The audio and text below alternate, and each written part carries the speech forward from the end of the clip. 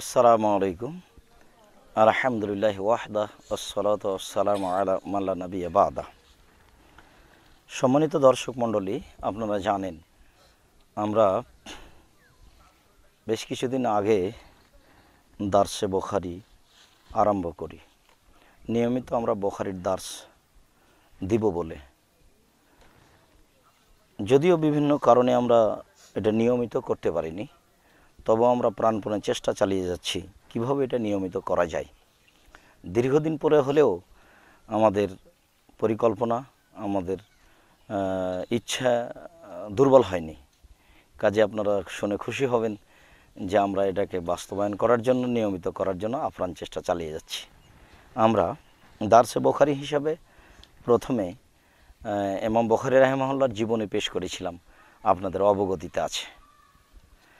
আরও আপনাদের অবগতিতে আছে যে আমরা ইতিপূর্বে একটা দ্বিতীয় দার্সে পরবর্তী ওহির বিবরণে ইমাম বুখারী রাহিমাহুল্লাহ কেন এই হাদিসটি পেশ করলেন এবং তার পরবর্তী হাদিসে ওহির বিবরণে কেমন ছিল ওহির অবস্থা, এ কথা আয়েশা রাদিয়াল্লাহু তাআলা পেশ করেছেন।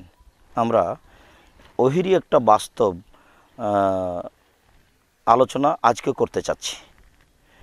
সম্মানিত দর্শক মণ্ডলী, আপনারা ইনশাআল্লাহ মনোযোগ সহকারে দর্শন করলে, শুনলে, বুঝলে খুশি হবেন। বিষয়গুলি অতীব জরুরি, অতীব গুরুত্বপূর্ণ। কিভাবে ওহী আরম্ভ হয়।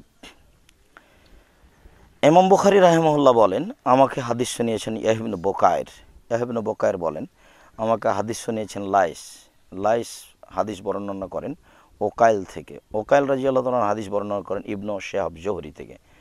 ইবনে শিহাব জোহরি হাদিস বর্ণনা করেন উরওয়া ইবনে জুবায়ের থেকে। উরওয়া ইবনে জুবায়ের রাদিয়াল্লাহু তাআলা আনহু হাদিস পেশ করেন আয়েশা রাদিয়াল্লাহু তাআলা আনহা থেকে। উম্মুল মুমিনিন, সকল মুমিনের মা আয়েশা রাদিয়াল্লাহু তাআলা আনহা বলেন, আউয়ালু মা বুদিয়া বিহি রাসূলুল্লাহ সাল্লাল্লাহু আলাইহি সাল্লাম মিনাল ওয়াহী আর রুয়া সালিহা। প্রথম যে রাসূল সাল্লাল্লাহু আলাইহি সাল্লামের নিকটে ওহী আছে তা হচ্ছে সঠিক স্বপ্ন। সঠিক স্বপ্নই ছিল আল্লাহ রাসূলের ওহীর সূচনা। তিনি স্বপ্নে যেটা দেখতেন সেটাকেই তিনি ধর্ম মনে করে মানতেন এবং বলতেন, এবং সেটা ছিল সত্য। নবীগণের ওহী, নবীগণের স্বপ্ন সত্য। কেননা রাসূল সাল্লাল্লাহু আলাইহি সাল্লাম বলেছেন যে শয়তান নবীর রূপ ধারণ করতে পারে না। যেহেতু শয়তান নবীর রূপ ধারণ করতে পারে না, কাজেই রাসূল সাল্লাল্লাহু আলাইহি সাল্লাম যেটা স্বপ্নে দেখেন সেটা সত্য, সেটা আল্লাহর পক্ষ থেকে, সেটা মানুষের জন্য দলিলযোগ্য। তো আয়েশা রাদিয়াল্লাহু তাআলা আনহার বিবরণে তিনি বলেন যে রাসূল সাল্লাল্লাহু আলাইহি সাল্লাম একদা স্বপ্নে দেখলেন যে তার নিকটে মনে হলো যেন একটা সকাল হয়ে আসছে। তিনি স্বপ্নে দেখলেন যে সকাল হয়ে আসছে। কেন জানি ঘুমের ঘোরে দেখেন যে সকাল হয়ে গেল, ফর্সা হয়ে গেল। এখন যেমন আমরা দেখছি যে আজানের সময় পার হয়ে গেল, এরকম তিনি দেখতেন। ঘুমে দেখছেন যে সকাল হয়ে গেল, পূর্ব আকাশ পরিষ্কার হয়ে গেল। তো এইরকম হতে না হতেই হুব্বিবা ইলাইহিল খালাও, নির্জনটা তাকে ভালো লাগলো। তিনি আর মানব সমাজে থাকতে চান না। তিনি জনগণ যেখানে সেখানে বসতে চান না। তিনি সব সময় পছন্দ করেন নিরালা, নির্জন। তিনি একাই সময় কাটাবেন, একাই থাকবেন, একাই তাসবিহ তাহলিল করবেন। এইরকম তার ভিতরে একটা হিসাব চলে আসলো। ওখানে এখলো বেগার হিরাইন, এই জন্য তিনি নির্জন হিসাবে বাছাই করে নিয়েছিলেন গারে হিরাকে। কাবাঘর থেকে দক্ষিণ দিকে গারে হীরা, উঁচু পাহাড়ের উপরে তিনটা পাথর এক জায়গাতে জমা করা আছে। আদিকাল থেকে কিভাবে আল্লাহর ইচ্ছা সে পাথর তিনটি জমা হয়ে আছে, তিনটা পাথরের মাথা একাকার হয়ে আছে। তার ওই পাথরের ভিতর দিয়ে পার হয়ে গেলে ওই দিকে একটা ফাঁকা জায়গা পাহাড়ের উপরে একবারে চূড়াই, সেইটা হচ্ছে গারে হীরা। সেইখানে তিনি গিয়ে নির্জনে থাকতে লাগলেন। ফায়াতাহান্নাসু ফিহি ওয়া হুয়া তাআব্বুদুল লায়ালি, তিনি সেখানে ইবাদত করেন। তখন কিভাবে ইবাদত করেন, পূর্বনীতি তো হতে পারে, বা যেইভাবে জিবরাইল আলাইহিস সালাম তাকে ইবাদতের জন্য বলেন সেইভাবে ইবাদত করেন। কেননা তিনি তখনও ওহির মাধ্যমে ইবাদত আরম্ভ করেননি। 5 ওয়াক্ত সালাত আদায় করতে হবে, জোহর 4 রেকাত, আসর 4 রেকাত, মাগরিব 3 রেকাত, ফজর 2 রেকাত, এভাবে সালাত আদায় করতে হবে, রমজান মাসে সিয়াম পালন করতে হবে, এরকম কোনো বিধান তার উপরে আসেনি। সুবহানাল্লাহ, আলহামদুলিল্লাহ, আল্লাহ আকবার বলতে হবে, এরকম বিধান তার উপরে আসেনি। তবু তিনি ইবাদত করতেন, যে এটা ইবাদত তার কাছে গ্রহণীয় হতো আল্লাহর পক্ষ থেকে, সেটা করতেন। তিনি ইবাদতের জন্য সেখানে চলে যেতেন, কয়েকদিন ইবাদত করবে এই খেয়ালে, কাবলা ইয়ানজিলা আহালি, পরিবারের কাছে যেতেন না। 10 দিন হোক, 15 দিন হোক, 20 দিন হোক, 1 মাস হোক, ওই নির্জনে থাকবেন, ওখানে ইবাদত করবেন, এই জন্য তিনি বাড়ি থেকে চলে যেতেন। ওয়ায়াতাজাওয়াদু লিযালিকা, আর এর জন্য তিনি কিছু খাওয়ারও বেঁধে নিতেন। চিরদিনই মানুষের খাওয়ার লেগেছে, ইনি একজন নবী, জিবরাইল আসেন তার কাছে, এরপরেও খাওয়া ছাড়া তিনি বাঁচতে পারেন না। যেমন তোমাদেরও খাওয়া ছাড়া চলে না, ঠিক তেমনি রাসূল সাল্লাল্লাহু আলাইহি সাল্লামকে কিছু খাওয়ার বেঁধে নিয়ে যেতে হতো। সুমাইয়ার জেলা খাদিজাতা, খাওয়ার শেষ হয়ে গেলে তিনি খাদিজার কাছে, তার স্ত্রীর কাছে আবার ফিরে আসতেন। ফায়াতাজাওয়াদু লিমিসলিহা, আবার ওই আগের দিনের মতো করে কিছু খাওয়ার বেঁধে নিতেন। এইভাবে দিন যায়, রাত্রি যায়, খাওয়ার নিয়ে যান, ইবাদত করেন, দিন কাটে, সময় কাটে। কাটতে কাটতে কি হলো শেষ পর্যন্ত, হাত্তা জাহুল হাক্ক, শেষ পর্যন্ত ওহী জিবরাইল আলাইহিস সালাম চলে আসলেন ওই গারে হিরাতেই, নির্জনে। অহফি গারে হিরাইন, তখন তিনি গারে হিরাতেই রয়েছেন। জিবরাইল আলাইহিস সালাম ওখানে চলে আসলেন, হক চলে আসলো, ফাজাহুল মালাক, হক চলে আসলো, ওহী চলে আসলো, আর জিবরাইল আলাইহিস সালাম চলে আসলেন ওই গারে হীরা যেখানে তিনি অবস্থান করছেন সেখানে। এসে জিবরাইল আলাইহিস সালাম বলছেন, ইকরা, আপনি পড়ুন। ফাকালা, আমাদের নবী বলেন, ফাকুল, তো আমি বললাম, মা আনা বেকারি, আমি তো পড়তে জানি না, আমি কি পড়ব, আমি পড়তে জানি না। পড়তে জানি না আর পড়তে পারি না এক নয়। পড়তে জানি না মানে আমি অক্ষরই চিনি না, কোনটা ত, কোনটা আলিফ, কোনটা বা, কোনটা গাইন, কোনটা হা, এইটা আমাদের নবী চিনতেন না। আমাদের নবী হচ্ছেন নিরক্ষর নবীউল উম্মিন, নিরক্ষরদের নবী। তো তিনি বলছেন আমি তো পড়তে জানি না। এরপরে আল্লাহ রাসূল বলেন, ফাখা জানি, আগন্তুক জিবরাইল আমাকে চেপে ধরলেন, আমাকে ধরলেন, ফাগাত্তানি, খুব জোরে চেপে ধরলেন, হাত্তা বালাগা মিন্নিল জোহদ, কষ্ট লাগলো আমাকে, এত চেপে ধরলেন, মনে হলো যেন একেবারে পিষে যাব, এইরকম মনে হলো, চেপে ধরলেন। হাত্তা বালাগা মিন্নিল জোহদ সুম্মার সালানি, তারপর আমাকে ছেড়ে দিলেন। ছেড়ে দিয়ে বলছেন, ইকরা, পড়েন। ফাকুল, তো আমি বললাম, মা না বেকারি, আমি পড়তে জানি না, আমি নিরক্ষর, আমি অক্ষর চিনি না, আমি পড়তে জানি না। ফাঁকা জানি, তিনি আমাকে ধরলেন। ফাগাত্তানি আসানিয়া, দ্বিতীয়বার তিনি আমাকে খুব চেপে ধরলেন। হাত্তা বালাগা মিনিল জোহদ, আমার কাছে কষ্ট পৌঁছিল, মনে হলো যেন শরীরটা পিষে যাবে, এত জোরে চেপে ধরলেন আমাকে। সুম্মার সালানি, ফের আমাকে ছেড়ে দিলেন। আমাকে ছেড়ে দিয়ে ফাকালা, তিনি বললেন, ইকরা, পড়ুন। ফাকুল, তো আমি বললাম, মা না বেকারি, আমি পড়তে জানি না। একই কথা, প্রথমবার যা বললেন, দ্বিতীয়বার তাই বললেন, তৃতীয়বারও তাই বলছেন, আমি পড়তে জানি না। কালা ফাঁকা জানি ফাগাত্তানি সালেসা, তিনি আমাকে তৃতীয়বার ধরে খুব জোরে চাপ দিলেন, চাপ দিয়ে আমাকে ছেড়ে দিলেন। ছেড়ে দিয়ে বলতে লাগলেন, ইকরা বিস্মে রব্বিকাল্লাযী খালাক, খালাকাল ইনসানা মিন আলাক, ইকরা ও রব্বুকাল আকরাম, এই পর্যন্ত পড়লেন। আপনি পড়ুন আপনার প্রতিপালকের নামে, যিনি সৃষ্টি করেছেন, যিনি সৃষ্টি করেছেন মানুষকে, মিন আলাক, রক্ত জমাট বাঁধা রক্তপিণ্ডু হতে মানুষকে সৃষ্টি করেছেন। ইকরা, আপনি পড়ুন, অরব্বকাল আকরাম, আপনার প্রতিপালক সম্মানিত, আপনি পড়ুন। এই পর্যন্ত পড়ে তো ছেড়ে দিলেন, আর কোনো কথা নেই। ফারাজা বিহা রাসূলুল্লাহ সাল্লাল্লাহু আলাইহি সাল্লাম এর যে ফাওয়াদহ, আল্লাহ রসুল এই কয়েকটি আয়াত শুনে গাড়ি হীরা থেকে বাসায় চলে আসলেন। এমত অবস্থায় তার অন্তর কাঁপছে, কি যে হয়, ভয় পাচ্ছেন।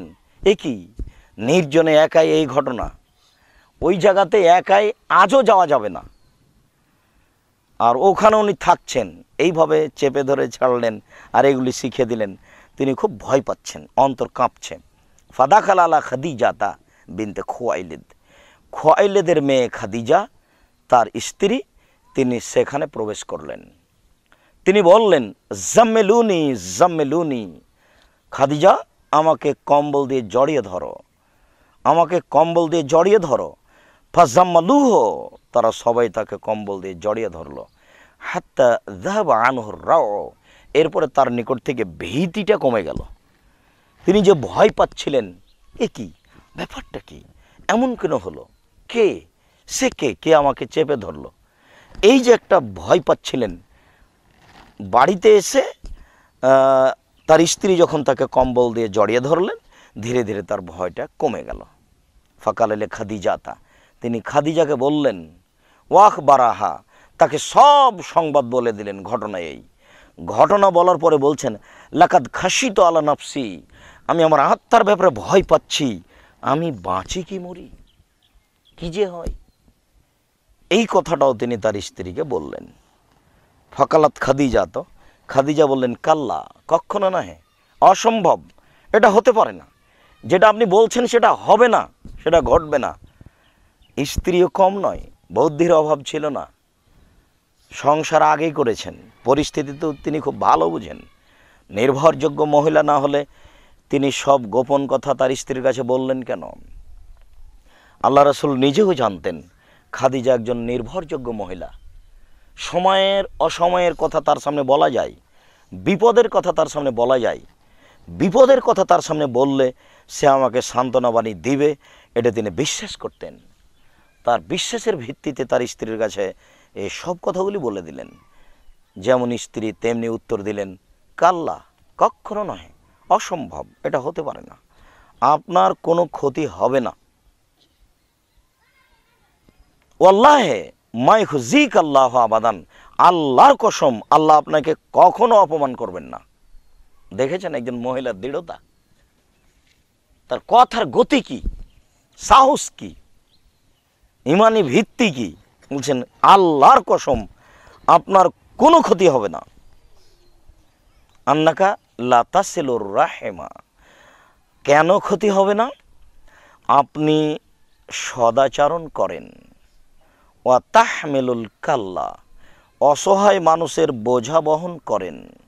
ওয়া তাকসিবুল মাদুমা, নিঃস্ব মানুষের জন্য উপার্জন করে থাকেন।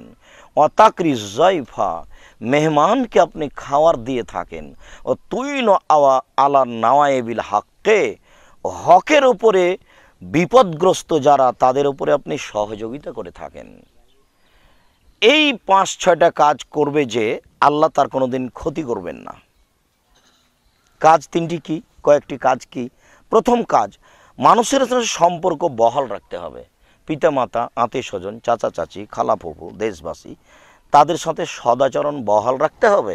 এটা খুব কঠিন, মানুষ কুলিয়ে উঠতে পারে না। ওয়া তাহমিলুল কাল্লা, অসহায় মানুষের বোঝা বহন করা।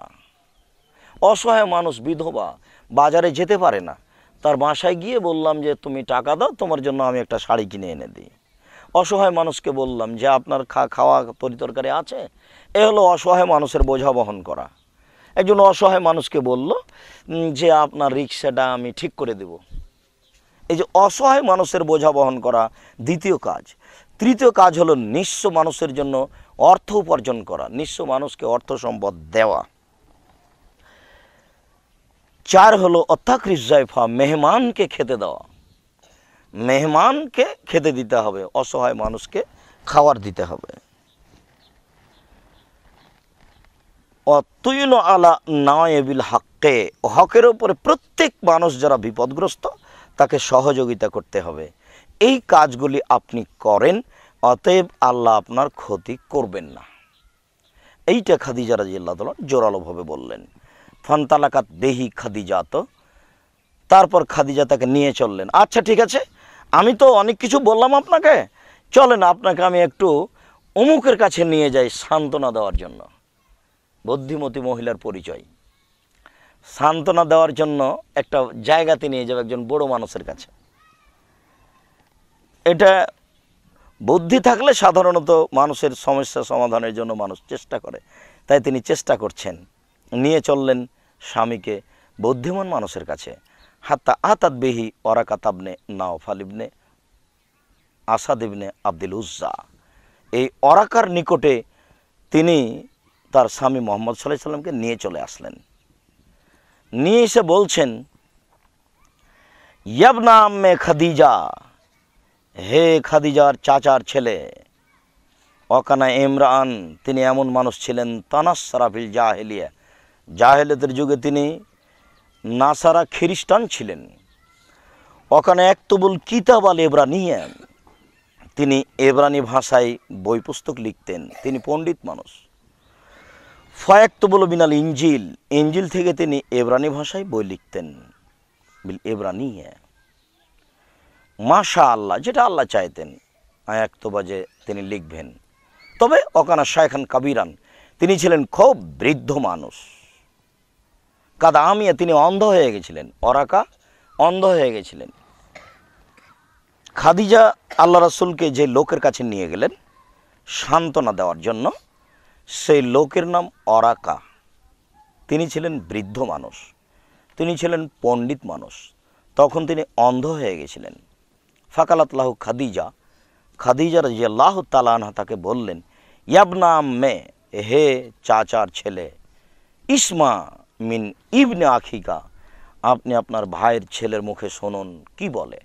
তাহলে যার ঘটনা তাকে বলতে দিতে হয়, নিজে থেকে আগে বেড়ে বলা কোনো কথা ঠিক নয়। খাদিজার সামনে তো আল্লাহ রাসূল সব বিবরণ বলে দিয়েছেন, এখন খাদিজা তো নিজেই বলতে পারতেন ওরাকার কাছে যে এই ঘটনা, তো তিনি নিজে না বলে বলছেন যে আপনি আপনার ভাতিজার মুখে শোনেন, দেখেন কি বলে। তিনি বলছেন, ইয়াবনা আখি, ও আমার ভাইয়ের ছেলে, মা যা তারা, তুমি কি দেখেছো বলো। ফাখবারাহু রাসূলুল্লাহ সাল্লাল্লাহু আলাইহি সাল্লাম খাবারা মারা, তখন আল্লাহ রাসূল ওই পুরো বিবরণটা দিয়ে দিলেন যা তিনি গারে হিরাতে দেখেছেন। কিভাবে জিবরাইল আসলেন, কিভাবে তাকে চেপে ধরলেন, কিভাবে ছেড়ে দিলেন, শেষ পর্যন্ত কয়টি আয়াত শোনালেন, এগুলো বিস্তারিত তিনি ওরাকার কাছে বলে দিলেন। তখন ওরাকা ইবনে নাওফাল তাকে বললেন, হাজার নামুস আল্লাযী নাযালাল্লাহু আলা মূসা, ওহো, আরে ইনি তো নামুস। জিবরাইলের এব্রানি ভাষায় জিবরাইলকে নামুস বলা হয়। ইনি তো নামুস, ইনি তো মূসা আলাইহিস সালামের কাছে আসতেন। ইয়া লাইতানি ফিহা জাযান, ইয়া লাইতানি আকুনু হাইয়ান, হে আমার আফসোস, হে আমার দুঃখ, আমার তো শক্তি নাই। আমি যদি শক্তিশালী হতাম আর আমি যদি সেই দিন বেঁচে থাকতাম, ইখরিজাকা কওমুকা, যেদিন তোমার জাতি তোমাকে বের করে দিবে। তোমার জাতি একদিন তোমাকে গ্রাম থেকে বের করে দিবে, সেই দিন যদি আমি বেঁচে থাকতাম আর সেই দিন যদি আমার গায়ে শক্তি থাকতো, তাহলে আমি তোমার সহযোগিতা করতাম, যথাযথ সহযোগিতা করতাম। সহযোগিতা করার জন্য যুবক হওয়া লাগে, সহযোগিতা করার জন্য গায়ে শক্তি থাকা লাগে, ভালো কাজের সহযোগিতা করতে হয় জানা মাত্র। তাই তিনি দুঃখ করে বলছেন, যেদিন তোমাকে তোমার গ্রামের লোক, এলাকার লোক বের করে দিবে, সেই দিন যদি আমি বেঁচে থাকতাম, আমার গায়ে শক্তি থাকতো, তাহলে আমি তোমার সহযোগিতা করতাম। রাসূল সাল্লাল্লাহু আলাইহি সাল্লাম কথাটি শুনে বললেন, আওয়া মুখরিজিয়াহুম, তারা কি আমাকে বের করে দিবে? তারা আমাকে বের করে দিবে? এটা হয় কি করে? আমি তাদের ভালোবাসি, আমাকে তারা খুব ভালোবাসে।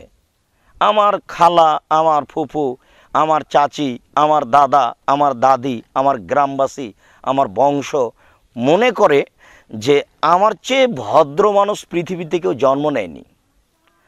তারা আমাকে বিশ্বাসী বলে ডাকে, তারা আমাকে খুব বেশি আদর করে। তারা কি আমাকে বের করে দিবে? এই কথাটা তিনি মেনে নিতে পারছেন না। আমাকে বের করে দিবে কি করে? তারা যে আমাকে খুব বেশি ভালোবাসে, তারা কি আমাকে বের করে দিবে? কালা নাম। ওরাকা বললেন, হ্যাঁ, তোমাকে তোমার এলাকার লোক বের করে দিবে। লাম ইয়েতি রাজুলুন কাত্তবে মিসলেমা জিতাবিহি ইল্লা উদিয়ে। মোহাম্মদ, তোমার নিকটে যা এসেছে এমন কোনো পূর্বের মানুষের কাছে আসেনি যে তার সাথে শত্রুতা করা হয়নি। জীবনে যারাই হক কথা নিয়ে এসেছে তাদের সাথেই সমাজ শত্রুতা করেছে। জীবনে পৃথিবীতে যত নবী এসেছে এলাকার লোক তাদের সাথেই শত্রুতা করেছে। চিরদিনই হককে এক শ্রেণীর মানুষ মেনে নিতে পারেনি। যেমন এখানেও আমরা এখানে দিনই কাজ করার জন্য প্রাণপণে চেষ্টা করছি। হয়তো দুই একজন বলছে যে এই যে কী হবে, জঙ্গি রাস্তা না, অথচ জঙ্গি আমরা। তোমার কলেজ বিশ্ববিদ্যালয়ে দিন রাত মারামারি করছে, সেখানে দেখো একটু কথা বলার হিসেব পায় না। মানে বুদ্ধি কমতে কমতে কমতে কমতে একেবারে পশু প্রাণীর মতো হয়ে গেছে। মানে বিবেচনা করে কথা বলতে হবে এটাও বুঝতে পারে না যে আমার এই কথাটা চলবে কি না। ঠিক সেই দিনে এরকম অবস্থা ছিল। তাই বলছেন, শোনো মোহাম্মদ, যার কাছে জীবনে জিবরাইল এসেছে, যিনি জীবনে হক কথা বলেছেন, সমাজের লোক তাকেই বের করেছে, তোমাকেও বের করবে। তিনি বুঝতে পারিছিলেন আগেই সেই দিনই যে একদিন গ্রামবাসী আমার সাথে এই আচরণ করবে, দেশবাসী। তারপরে তিনি বললেন, ওয়াইন ইদরিকিনি ইয়াউমুকা আনসরকা নাসরান মুআজ্জিরান। আমি যদি সেদিন বেঁচে থাকি তাহলে আমি তোমাকে একটা উপযুক্ত সাহায্য করব। সুম্মাল্লাম এনসাব ওরাকাত আন্তুফে। তারপর ওরাকা আর বেশি দিন বেঁচে ছিলেন না, অল্প দিন পরেই তিনি মারা যান। তিনি খুব বৃদ্ধ হয়ে গেছিলেন। অফাতারাল ওয়াহি, এবং ওহি বন্ধ হয়ে যায়। এই গারে হিরাতে জিবরাইল আসার পরে আর আসেন না, দিন যায় রাত্রি যায়, অনেক দিন যাবৎ আসলেন না। ফাকালাফি হাদিসেহি বায়না আনা আমসি। তিনি তার কথাতে বলেন যে এইভাবে আমি একদা চলছিলাম, রাস্তায় হাঁটছিলাম, এই পাড়া থেকে ওই পাড়া বা দেবই বাজার থেকে বেলদি বাজার, যেমন এইরকম এক জায়গা থেকে আর এক জায়গায় যাচ্ছিলেন। আল্লাহ রসুল বলছেন যে আমি এইরকম যাচ্ছিলাম, আর ওহি আসে না, আর জিবরাইল আমার কাছে আসে না। আমি একদিন এরকম রাস্তায় হাঁটছি, ইজ সামেত সওতান মিনাস সামায়। হঠাৎ আমি আকাশে একটি শব্দ শুনলাম, আমি শব্দ শুনলাম। ফারাফাত বাসারি, আমি আমার চক্ষুকে উপর দিকে করলাম। ফায়দাল মালাক আল্লাযী জানিবে হিরাইন জালিসুন আলা কুরসিন। দেখি ওই ফেরেশতা যে আমার কাছে গারে হিরাই এসেছিল, গারে হিরাই যে এসেছিল, দেখি সে বসে আছে একটা চেয়ারের উপরে, বাইনা সামায়ালার, যে গোটা আকাশ আর জমিন ঘেরে এইরকম জায়গাতে বসে আছে, ফাঁকা জায়গায়। তো মনে হচ্ছে যে মাটি থেকে না আকাশ এই পুরো ঘেরে আছে, চেয়ারে বসে আছে। আল্লাহু সামাদ। এরকম সময় অবস্থায় আমি দেখলাম। ফা রয়েব তো ভিন্ন, আমি আবার ভয় পেয়ে গেলাম। এ কি, ওই গারে হীরার মতো আমি ভয় পেয়ে গেলাম আজকেও। ফারাজা, তো আমি ফিরে গেলাম বাসায়। ফাকুল, তো আমি বললাম, জাম্মেলুনি, তোমরা আমাকে কম্বল দিয়ে জড়িয়ে ধরো, আমি ভয় পাচ্ছি, তোমরা আমাকে কম্বল দিয়ে জড়িয়ে ধরো। ফানজালাল্লাহু তাআলা, তখন আল্লাহ তাআলা এই আয়াত অবতীর্ণ করলেন, ইয়া আইয়ুহাল মুদ্দাসসির, হে কম্বল জড়িয়ে শুয়ে থাকা ব্যক্তি, কুম, উঠুন, দাঁড়ান, ফাআনযির ও রাব্বাকা ফাকাব্বির, আপনি মানুষকে ভীতি দেখান, জাহান্নামের ভয় দেখান। ও রাব্বাকা ফাকাব্বির, আপনি আপনার প্রতিপালকের নামে তাকবীর পাঠ করুন।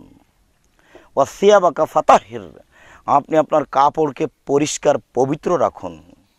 और রুজুজা ফাজর, মূর্তি পূজকদের সাথে চলা ত্যাগ করুন। ফাহামিয়াল ওয়াহিও ও তাতাবা, তারপরে ধারাবাহিকভাবে ওহী আসতে লাগলো। এখন আর বিরতি নেই, একদিন যায়, তারপরের দিন আসে, তারপরের দিন আসে, এইভাবে আসতে লাগলো। হাদিসের অনুসরণ করেছেন হেলাল ইবনে রাদ্দাদ জোহরি থেকে, ইউনুস থেকে, মামার থেকে।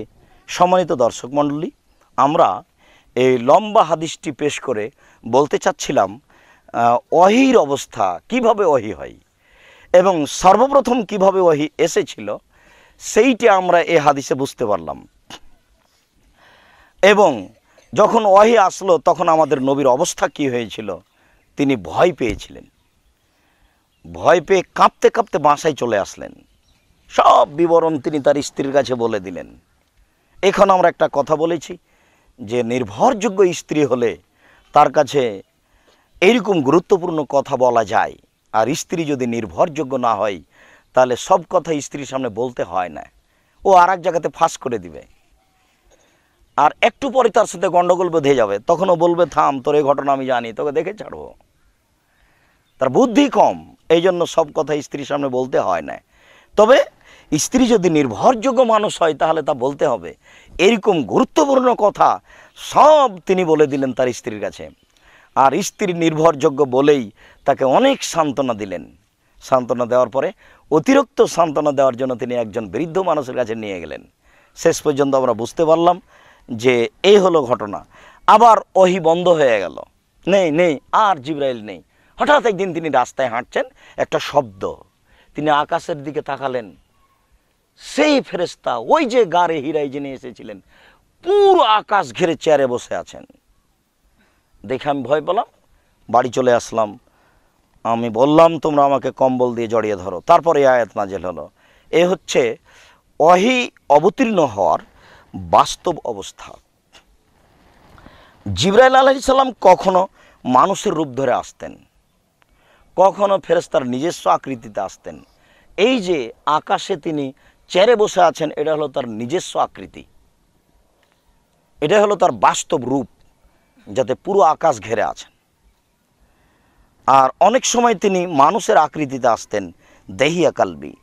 অনেক সময় তাকে বোঝা যেত না কিভাবে তিনি আসতেন, বা কথা তিনি বুঝতে পারতেন। বিবরণের সামনের দিকে আমরা আরও দেখতে পারি ওহীর বিষয়টি, তার বাস্তবতা কেমন ছিল। ইমাম বুখারী রাহিমাহুল্লাহ বলেন, আমাকে হাদিস শুনিয়েছেন মূসা বিন ইসমাইল। তিনি বলেন, আমাদেরকে হাদিস শুনিয়েছেন আবু আওয়ানা। তিনি বলেন, আমাদেরকে হাদিস শুনিয়েছেন মূসা ইবনে আবি আয়েশা। তিনি বলেন, আমাদেরকে হাদিস শুনিয়েছেন সাইদ ইবনে জুবায়ের। সাইদ ইবনে জুবায়ের বলেন, আমরা হাদিস শুনেছি ইবনু আব্বাস থেকে। ইবনু আব্বাস রাদিয়াল্লাহু তাআলা আনহু বলেন যে ওহী অবতীর্ণ হওয়ার সময়তে আমাদের নবী ওহী মুখস্থ করার জন্য তাড়াহুড়া করতেন। যেমন যখনই জিবরাইল আলাইহিস সালাম বলতেন, বলুন ইয়া আইয়ুহাল মুদ্দাসসির কুম ফাআনজির, তখন আমাদের নবী তাড়াহুড়া করে বলতে যেতেন ইয়া আইয়ুহাল মুদ্দাসসির কুম ফাআনজির। কেন তাড়াহুড়া করতেন? ছুটেই যায় নাকি, ভুলেই যায় নাকি, ছুটেই যায় নাকি, ভুলেই যায় নাকি? মানুষ হিসেবে যা হয়, মানুষ হিসেবে যে একটা ভিতরে দুর্বলতা আছে, সেইটা উনি তাড়াতাড়ি প্রকাশ করছেন। ভুলে যাবেন, ছুটে যাবেন, এই হিসাব করছেন, তাড়াহুড়া করছেন, জিহ্বাটা তাড়াতাড়ি নড়াচ্ছেন। তখন আল্লাহ তাআলা বলছেন, জিবরাইল বলছেন, লা তুহাররিক বিহি লিসানাক, জিহ্বা তো নড়াবেন না, ধীর স্থির হন। ও লেসানাক তা জ্বালাবেহি, মুখে অত তাড়াহুড়া করিয়েন না। ভয় পাচ্ছেন? ভুলে যাবেন নাকি, ছুটে যায় নাকি? তাড়াহুড়ার কিছু নেই, জিহ্বা অত নড়াতে হবে না।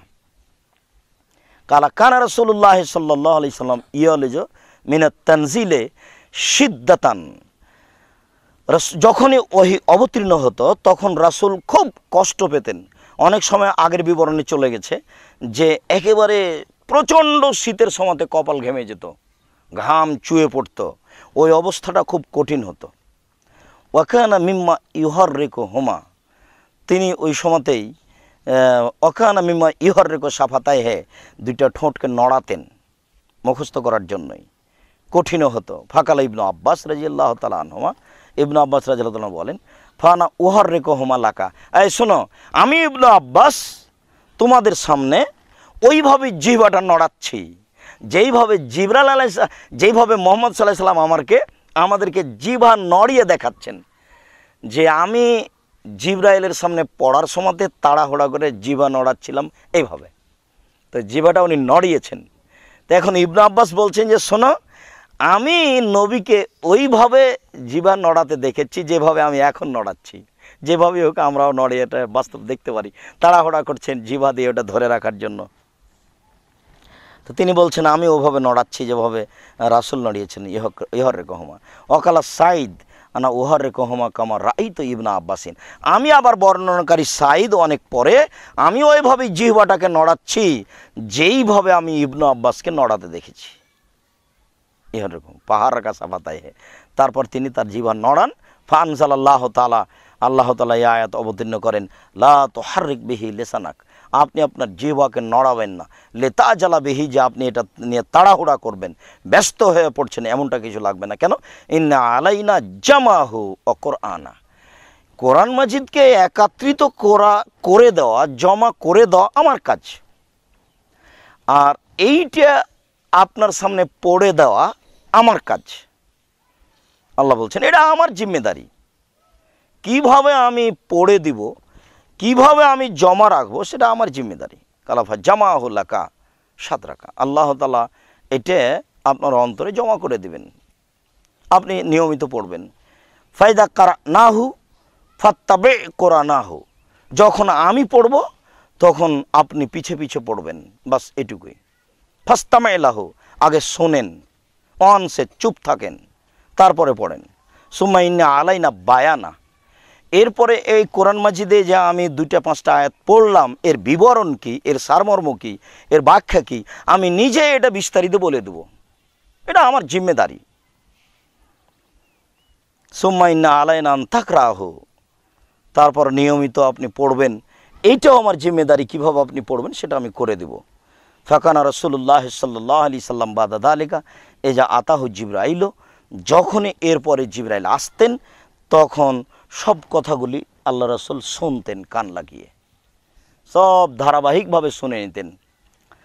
ফাইজান তালাকা জিবরাইল, তারপর জিবরাইল যখন চলে যেতেন, জিবরাইল আলাইহিস সালামের পড়া শেষ, উনি চলে যেতেন, তখন কারাহুন নবী সাল্লাল্লাহু আলাইহি সাল্লাম, তখন আল্লাহর নবী পড়তেন কামা কারাহু, এবারে যেভাবে জিবরাইল আলাইহিস সালাম পড়েছেন।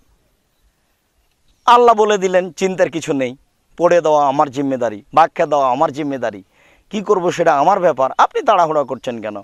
এরপর থেকে আল্লাহ রাসূল এই 30 পারা কোরআন নিয়মিত শুনতেন। জিবরাইলের যখন পড়া শেষ হয়ে যেত, জিবরাইল আলাইহিস সালাম চলে যেতেন, তারপরে তখন তিনি একা একাই পড়তেন। এটাও বোঝা যাচ্ছে যে কোরআন মাজিদ একজন পড়বে, একজন শুনবে, এটা সুন্নাত। আবার একে ধারাবাহিকভাবে নিয়মিত পড়তে হবে, এটা জরুরি।